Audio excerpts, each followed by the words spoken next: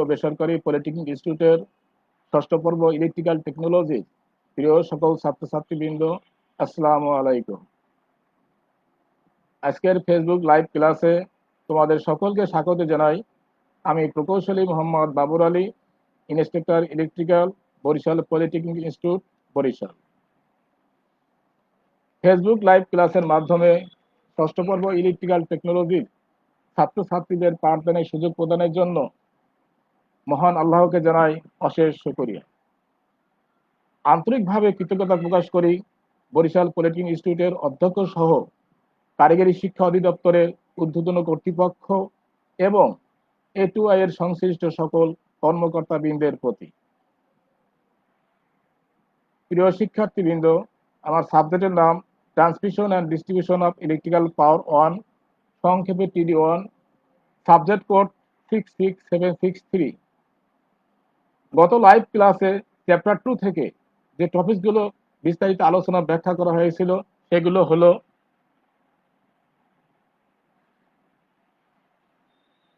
পাওয়ার ফ্যাক্টরের মান উন্নতকরণের কারণ, 2 নম্বর ছিল পাওয়ার ফ্যাক্টরের মান উন্নতকরণের বিভিন্ন প্রকার পদ্ধতি ব্যাখ্যা, 3 নম্বর ছিল সর্বাপেক্ষা অধিক সাশ্রয়ী পাওয়ার ফ্যাক্টরের সমীকরণটি প্রতিপাদন, derive the equation for the most economic power factor. 4 নম্বর ছিল পাওয়ার ফ্যাক্টরের মান উন্নতকরণ বিষয়ে গাণিতিক সমস্যার সমাধান, solve problem related to power factor improvement. প্রিয় শিক্ষার্থীবৃন্দ, আজকে লাইভ ক্লাসে চ্যাপ্টার 3, 4, 5 নিয়ে বিস্তারিত আলোচনা ও ব্যাখ্যা করা হবে। এখন দেখব আজকের লাইভ ক্লাসে পাঠদানের অন্তর্ভুক্ত বিষয়সমূহ কি কি। আজকের লাইভ ক্লাসের আলোচ্য বা শিক্ষণ বিষয়সমূহ চ্যাপ্টার 3, 4, 5 থেকে 1 নম্বর হচ্ছে ওভারহেড লাইনের সাপোর্ট, সাপোর্টের বৈশিষ্ট্য, শ্রেণীবিভাগ এবং ব্যবহার। 2 নম্বর ওভারহেড লাইনে ব্যবহৃত কন্ডাক্টর, এদের বৈশিষ্ট্য এবং পারস্পরিক তুলনা। 3 নম্বর ওভারহেড লাইনে ব্যবহৃত বিভিন্ন প্রকার ইনসুলেটর ব্যবহার এবং ইনসুলেটর অকেজ হওয়ার কারণসমূহ।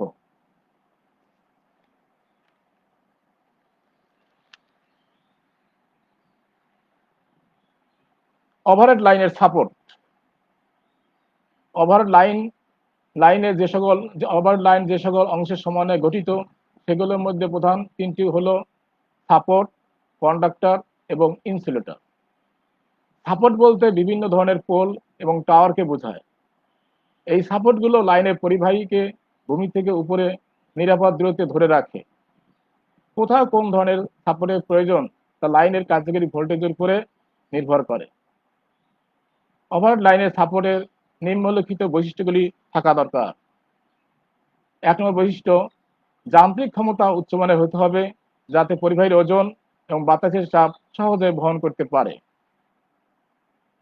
2 নম্বর বৈশিষ্ট্য, যান্ত্রিক শক্তি উচ্চমানের কিন্তু ওজনের তুলনামূলকভাবে হালকা হতে হবে।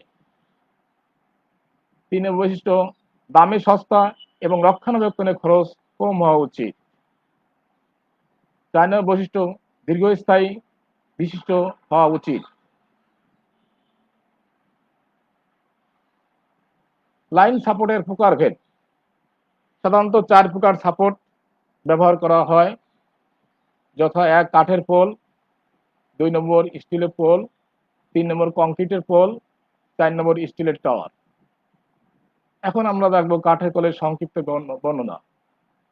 কাঠের পোল সাধারণত লো ভোল্টেজ ডিস্ট্রিবিউশন লাইনে অর্থাৎ 400/230 ভোল্ট লাইনে থেকে 11 কেবি লাইন পর্যন্ত ব্যবহার হয়ে থাকে, তবে সর্বোচ্চ 20 কেবি পর্যন্ত ব্যবহার করা যায়। কাঠের পোল 3 ধরনের, যথা আই টাইপ, এটা হচ্ছে আই টাইপ, আই অক্ষরের মতো। 2 নম্বর আছে এ টাইপ, এটা এ টাইপ, ইংলিশ এ লেটারের মতো। 3 নম্বর হচ্ছে এইচ টাইপ, এটা দেখতে এইচ অক্ষরের মতো, এই জন্য নাম হচ্ছে এইচ টাইপ। এই 3 ধরনের কাঠের পোল আছে, অর্থাৎ আই টাইপ, এ টাইপ এবং এইচ টাইপ।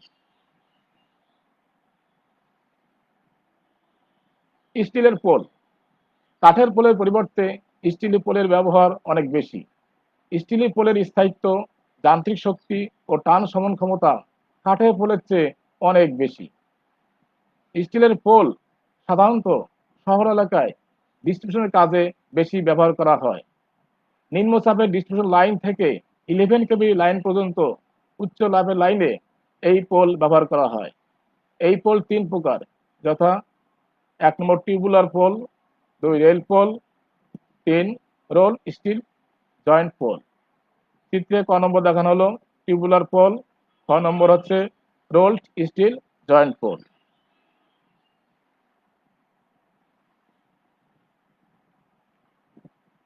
কংক্রিটের পোল। লাইন সাপোর্ট হিসাবে কংক্রিটের পোল বর্তমানে বেশ জনপ্রিয়। কংক্রিটের পোল দুই ধরনের, যথা 1 রিইনফোর্সড সিমেন্ট কংক্রিট পোল বা আরসিসি পোল, 2 নম্বর প্রিস্টেসড পোল বা পিসিসি পোল। এই পোল লো এবং মিডিয়াম ভোল্টেজের লাইনে বেশি ব্যবহার করা হয়। এই পোলের যান্ত্রিক শক্তি স্টিলের পোলের চেয়ে কম, কিন্তু কাঠের পোলের চেয়ে বেশি। এই পোল ওজনে বেশি, এজন্য স্থানান্তর ও স্থাপনের কাজ খুব সাবধানে করতে হয়। অর্থাৎ কাঠের পোলে এটা মেন সমস্যা, স্টিল পোলে মেন সমস্যা, কংক্রিট পোলে মেন সমস্যা, ওজন বেশি, স্থানান্তর করা কঠিন। চিত্রের সিঙ্গেল এবং ডবল সার্কিটের আরসিসি পোল দেখানো হলো। এটা সিঙ্গেল সার্কিটের আরসিসি পোল, এইটা ডবল সার্কিটের আরসিসি পোল। দুই পাশে দুইটা সার্কিট আছে, এই জন্য এটা ডবল সার্কিট।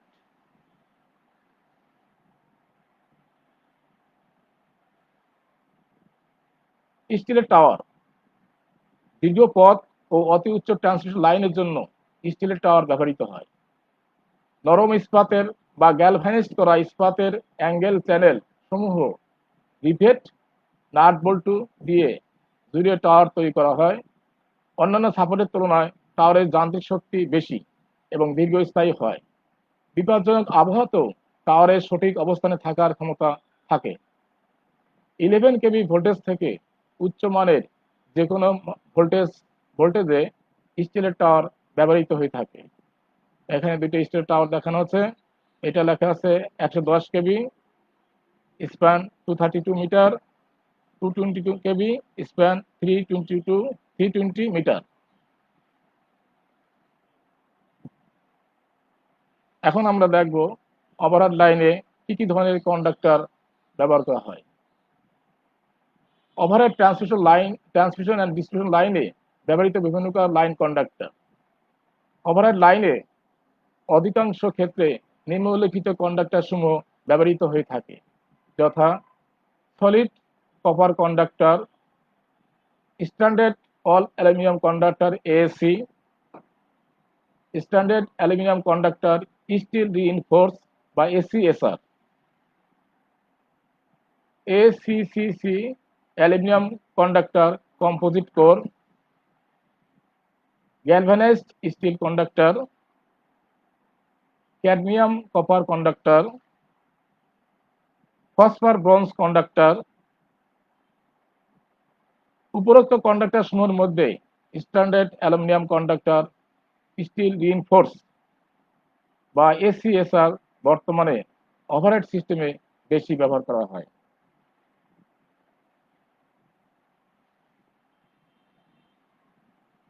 পরিবাহী পদার্থের প্রধান গুণাবলী সমূহ। ওভারহেড লাইনে ব্যবহৃত পরিবাহী পদার্থের নিম্নলিখিত গুণাবলী থাকা দরকার। 1 নম্বর, উচ্চ বিদ্যুৎ পরিবাহিতা, হাই ইলেকট্রিক কন্ডাক্টিভিটি। 2 নম্বর, উচ্চ টান সহন ক্ষমতা থাকা দরকার, যাতে যান্ত্রিক চাপ সহ্য করতে পারে। 3 নম্বর, দামে সস্তা হতে হবে, যাতে বহুদূর পর্যন্ত লাইন টানা যায়। 4 নম্বর, আপেক্ষিক গুরুত্ব নিম্নমানের হতে হবে, যাতে একক আয়তনে তারের ওজন কম হয়। ভঙ্গুর হওয়া উচিত নয়। উপরোক্ত গুণাবলী কোনো একক পদার্থে পাওয়া সম্ভবপর নয়। সেজন্য পরিবাহী পদার্থ নির্বাচনের ক্ষেত্রে তারের দাম, বৈদ্যুতিক এবং যান্ত্রিক গুণাবলী সমন্বয় করা হয়ে থাকে। প্রিয় শিক্ষার্থীবৃন্দ, এখন আমরা আলোচনা করব ওভারহেড লাইনে ওভারহেড সিস্টেমে পরিবাহী হিসাবে এসিএসআর তার বেশি ব্যবহার করার কারণ। এক নম্বর কারণ, কপারের তুলনায় এসিএসআর তার ওজনে হালকা। 2 নম্বর কারণ, অ্যালুমিনিয়াম তারের সাথে স্টিল থাকায় এসিএসআর তারের টান সহন ক্ষমতা অনেক বেশি থাকে। 3 নম্বর কারণ, ওজন কম এবং টান সহন ক্ষমতা বেশি থাকায় তারের স্যাগ কম হয়। 4 নম্বর কারণ, স্যাগ কম হওয়াতে দীর্ঘ স্প্যানে এই তার ব্যবহৃত হয়। 4, কপার তারের তুলনায় এসিএসআর তারের দাম কম। 5, উচ্চ ভোল্টেজে করোনাজনিত পাওয়ার লস কপার তারের তুলনায় কম হয়।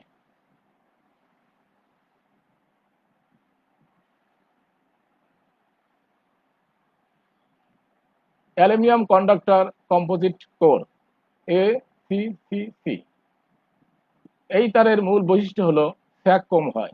এই জন্য দীর্ঘ স্প্যান অর্থাৎ নদী পারাপারের ক্ষেত্রে এই তার ব্যবহার করা হয়ে থাকে। এসিএসআর তারের ভিতরে স্টিল ব্যবহার করা হয়।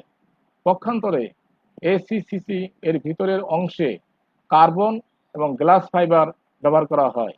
এই জন্য সমপরিমাণ প্রস্থচ্ছেদে এই তার এসিএসআর তারের চেয়ে তুলনামূলকভাবে হালকা হয়, আর এই কারণেই স্যাগ কম হয়। চিত্রে একটা এসিসি তারের ক্রস সেকশন দেখানো হলো, বাইরে অ্যালুমিনিয়াম তার, ভিতরে কার্বন এবং গ্লাস ফাইবারের কোর দেখানো আছে।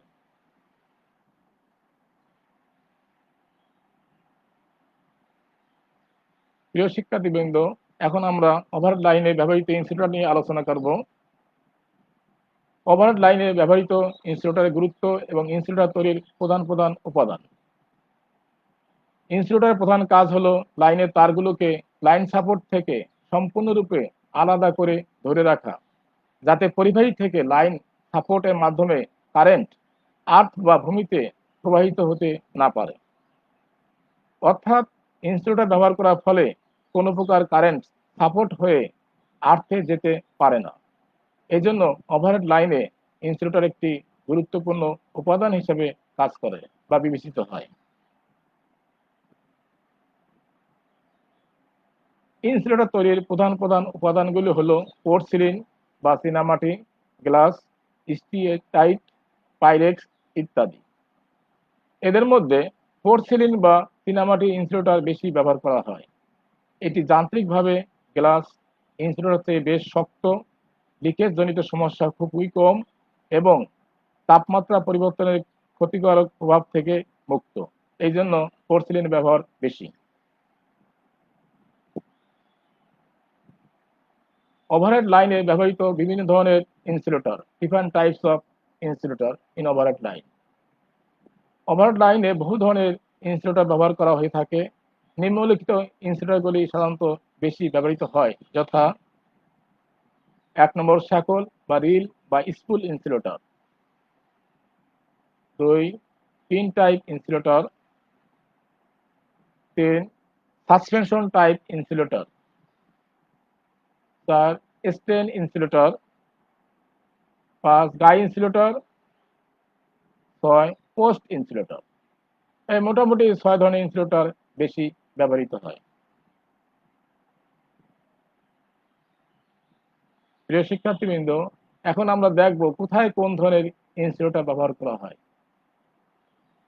প্রথম দেখি শ্যাকল ইনসুলেটর। এই ইনসুলেটর নিম্ন ভোল্টেজ লাইনে টার্মিনাল, বেশি বিস্তৃতির কোণের অ্যাঙ্গেল ও সেকশন পোলে ব্যবহৃত হয়। অর্থাৎ টার্মিনাল পোল, অ্যাঙ্গেল পোল এবং সেকশন পোলে শ্যাকল ইনসুলেটর ব্যবহার করা হয়। চিত্রে একটা শ্যাকল ইনসুলেটর দেখানো হলো, এটা পোল, এর সাথে আটকানো আছে shackle insulator.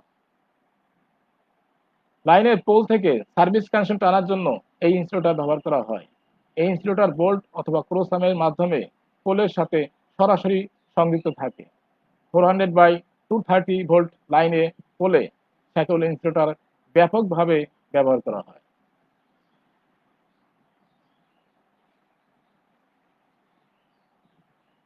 Pin type insulator. এই ইনসুলেটর দেখতে পিনের মতো বলে একে পিন টাইপ ইনসুলেটর বলে। পোলের সাথে সংযুক্ত ক্রস আর্ম এর উপরে এই ইনসুলেটর থাকে। তার আটকানোর জন্য উপরিভাগে একটি গ্রুপ বা খাস থাকে। 33 কেভি ভোল্টেজ থেকে পর্যন্ত ওভারহেড লাইনে পিন টাইপ ইনসুলেটর ব্যবহার করা হয়। 33 কেভি ভোল্টেজের অধিক ভোল্টেজে ব্যবহার করতে গেলে পিন টাইপ ইনসুলেটরের আকৃতিতে অনেক বড় হয়, ভারী হয়, পিনের দৈর্ঘ্য বেশি হয়, ক্রস আর্মের উপর অধিক চাপ পড়ে আর দাম বেশি হয়। এই জন্য 33 ভোল্টেজের বেশি ভোল্টেজে পিন টাইপ ইনসুলেটর ব্যবহৃত হয় না। চিত্রে একটি পিন টাইপ ইনসুলেটর দেখানো গেল, এইটা গ্রুপ, এখানে তার আটকানো থাকে, এটা দেখতে পিনের মতো।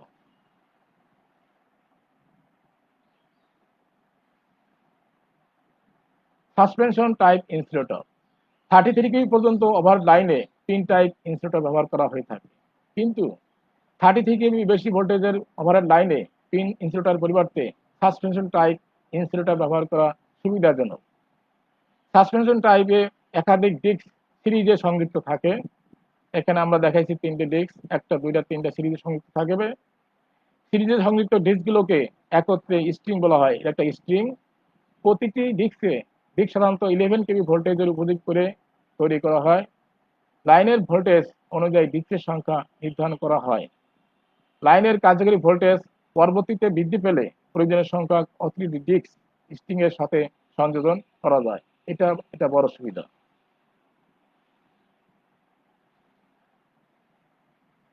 স্ট্রেন ইনসুলেটর লাইনের শেষ প্রান্ত অথবা লাইনের কৌণিক অবস্থানে অধিক টেনশন কাজ করে।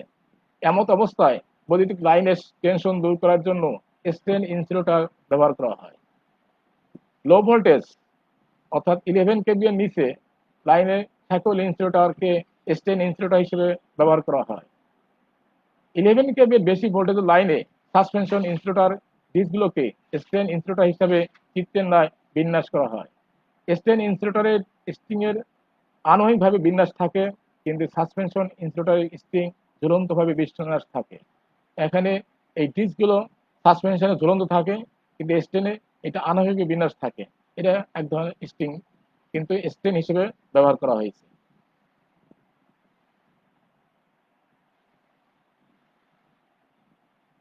পোস্ট ইনসুলেটর এই ইনসুলেটর পিন ইনসুলেটর মতোই এটি একটি মাত্র নিরেট সেলের ইনসুলেটর। এই ইনসুলেটরে বিশেষ ধরনের পিন লাগানো থাকে। পোস্ট ইনসুলেটর আউটডোর সাবস্টেশনের এইচটি বাসবারে ব্যবহার করা হয়। পরিবাহী তারকে ইনসুলেটরের মাথায় তার দিয়ে অথবা ক্ল্যাম্প দিয়ে, বিশেষ ধরনের ক্ল্যাম্প দিয়ে আটকানো থাকে। এটা একটা পোস্ট ইনসুলেটর, এখানে তার আটকানোর ব্যবস্থা আছে।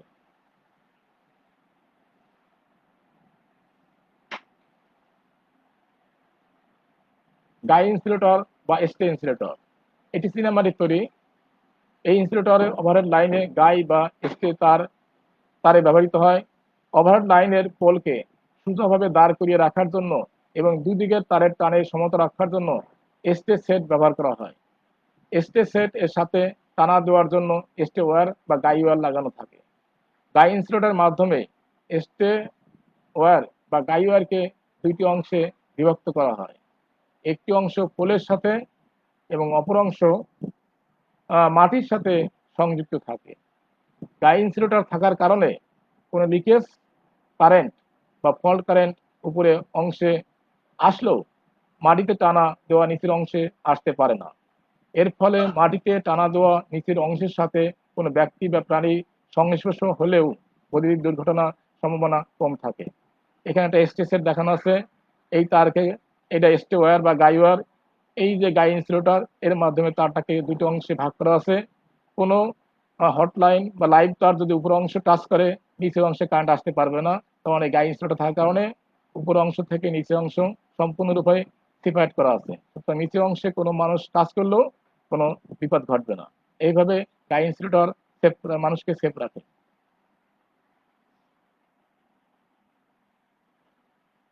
এখন প্রিয় শিক্ষার্থীবৃন্দ, এখন দেখবো আমরা পিন ও সাসপেনশন ইনসুলেটরের তুলনামূলক সুবিধা ও অসুবিধা।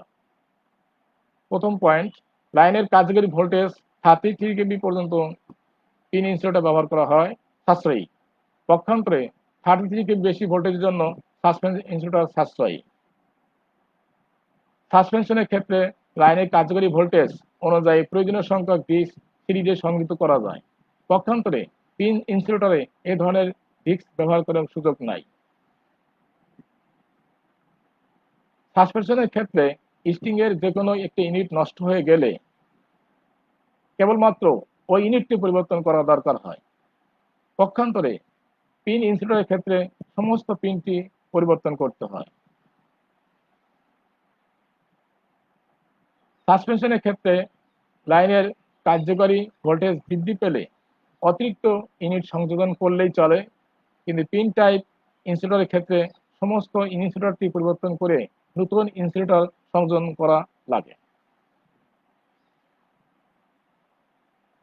সাসপেনশন টাইপে স্ট্রিং এর ডিস্কগুলো ঝুলন্ত থাকায় যে কোনো দিক মুক্তভাবে দোল খেতে পারে, ফলে এক্ষেত্রে পরিবাহী তারকে নমনীয়ভাবে ঝোলানো যায়, কিন্তু পিন ইনসুলেটরের ক্রস আর্ম এর উপর দৃঢ়ভাবে বসানো থাকে থাকে বলে তারকে নমনীয়ভাবে ঝোলানো যায় না। সাসপেনশন টাইপ ইনসুলেটর সাধারণত স্টিল টাওয়ারে ব্যবহার করা হয়, ফলে ক্রস আর্ম গুলো স্টিল টাওয়ারের মাধ্যমে ভূমির সাথে সংযুক্ত থাকে। সাসপেনশন টাইপ ইনসুলেটরের ক্ষেত্রে পরিবাহী তারগুলো ভূমির সাথে সংযুক্ত থাকা ক্রস আর্মের নিচ দিয়ে যাওয়ার কারণে তারের উপর বজ্রপাতের প্রভাব কম থাকে, কিন্তু পিন ইনসুলেটরের ক্ষেত্রে ক্রস আর্মের উপর বসানো থাকে কিন্তু পিন ইনসুলেটর ক্রস আর্মের উপর বসানো থাকে বলে তারের উপর বজ্রপাতের প্রভাব হতে পারে। সাসপেনশন টাইপ ইনসুলেটরের ক্ষেত্রে পোল, টাওয়ার এবং ক্রস আর্মের দৈর্ঘ্য বেশি হওয়া প্রয়োজন, কিন্তু পিন টাইপ ইনসুলেটরের ক্ষেত্রে এদের দৈর্ঘ্য তুলনামূলকভাবে কম হয়ে থাকে। প্রিয় শিক্ষার্থীবৃন্দ, এখন আমরা দেখব ইনসুলেটর অকেজ হওয়ার কারণসমূহ। ওভারহেড লাইনে ব্যবহৃত ইনসুলেটর পরিবহন লাইনে যান্ত্রিক এবং বৈদ্যুতিক পীড়ন সহনের উপযোগী হতে হবে। অতিরিক্ত ভোল্টেজের কারণে ইনসুলেটরে ব্রেকডাউন হতে পারে। ব্রেকডাউনের ফলে ইনসুলেটর মধ্যে দিয়ে কারেন্ট প্রবাহিত হয়। লাইনে যে ভোল্টেজে ইনসুলেটর বৈদ্যুতিক পরিবাহী হিসেবে কাজ করে সেই ভোল্টেজকে ব্রেকডাউন ভোল্টেজ বলে। ফ্ল্যাশ ওভার অথবা পাঞ্চারের কারণে ইনসুলেটর ব্রেকডাউন ঘটে। ফ্ল্যাশ ওভারের ক্ষেত্রে লাইন কন্ডাক্টর এবং ইনসুলেটর পিনের মধ্যবর্তী এয়ার গ্যাপের মধ্যে আর্ক সৃষ্টি হয় এবং আর্কের কারণে প্রচুর তাপ উৎপন্ন হয়। ফ্ল্যাশ ওভারের ক্ষেত্রে উৎপন্ন তাপের কারণে ইনসুলেটর নষ্ট না হওয়া পর্যন্ত ইনসুলেটরটি সঠিকভাবে কাজ করতে সক্ষম বা পারে। কিন্তু পাঞ্চারের ক্ষেত্রে ইনসুলেটরের বডি মাধ্যমে পরিবাহী থেকে পিনের মধ্যে আর্ক ডিসচার্জ হয়ে থাকে। যখন পাঞ্চার ঘটে তখন অতিরিক্ত তাপের কারণে ইনসুলেটর একবারে নষ্ট হয়ে যায়। লাইন ভোল্টেজের কারণে সৃষ্ট পাঞ্চার হাত থেকে ইনসুলেটরকে রক্ষা করার জন্য ইনসুলেটরে পর্যাপ্ত পরিমাণে পোর্সিলিনের গুরুত্ব থাকে। Safety factor of insulator. Safety factor of insulator এটা পাঞ্চার স্ট্রেংথ এবং ফ্ল্যাশ ওভার ভোল্টেজের রেশিও, এই অনুপাতকেই সেফটি ফ্যাক্টর বলে। ইনসুলেটরের সেফটি ফ্যাক্টরের মান বেশি থাকা দরকার, যাতে ইনসুলেটরের পাঞ্চার ঘটার আগেই ফ্ল্যাশ ওভার সংঘটিত হয়। পিন ইনসুলেটরের ক্ষেত্রে সেফটি ফ্যাক্টরের মান প্রায় 10 হয়ে থাকে। ওভারহেড লাইনে ব্যবহৃত ইনসুলেটর যাতে অকেজ না হয় সেজন্য ইনসুলেটর নিম্নলিখিত বৈশিষ্ট্যগুলি থাকা দরকার। 1 নম্বর, ইনসুলেটর ফাটল এবং ছিদ্রমুক্ত হতে হবে। 2 নম্বর, ইনসুলেটরের বহিরাবরণ মসৃণ ও চকচকে হতে হবে। 3 নম্বর, ইনসুলেটরের উপরে যাতে কোনো ময়লা ও ধুলাবালি না জমে সেদিকে অবশ্যই খেয়াল রাখতে হবে।